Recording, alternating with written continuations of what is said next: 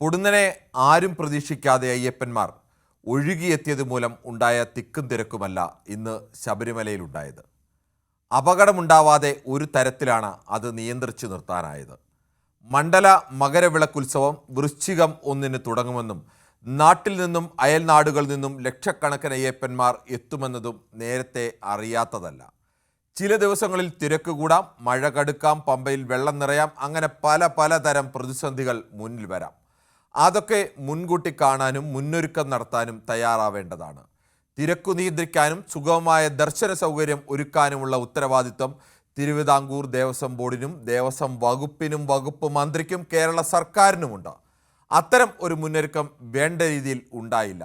മുന്നൊരുക്കത്തിൽ അഭാവമുണ്ടായെന്ന് കഴിഞ്ഞ ദിവസം അധ്യക്ഷ പദവി ഏറ്റെടുത്ത കെ ജയകുമാറിന് സന്നിധാനത്ത് നിന്ന് തന്നെ തുറന്ന് സമ്മതിക്കേണ്ടി വന്നു. സ്വർണ്ണപ്പാളി മോഷണക്കേസും അതിലെ വിവാദങ്ങൾക്കും പിന്നാലെയായിരുന്നു ഉത്തരവാദിത്തപ്പെട്ടവർ. എന്നാൽ ശബരിമലയിൽ തിരക്ക് നിയന്ത്രണാതീതമാവുകയോ അനിഷ്ട സംഭവങ്ങൾ ഉണ്ടാവുകയോ ചെയ്താൽ അതുണ്ടാക്കുന്ന നാണക്കേട് അതിലും എത്രയോ വലുതാണെന്ന് തിരിച്ചറിയാത്തവരല്ല ഭരണത്തിലിരിക്കുന്നത്. കഴിഞ്ഞ സീസണുകളിൽ മുന്നൊരുക്കം നടത്തി പരാതികളില്ലാതെ മണ്ഡല മകരവിളക്കുകാലം പൂർത്തിയാക്കിയവർ തന്നെയാണ്. പക്ഷേ ഇക്കുറി എവിടെയോ പിഴച്ചിട്ടുണ്ടവർക്ക്.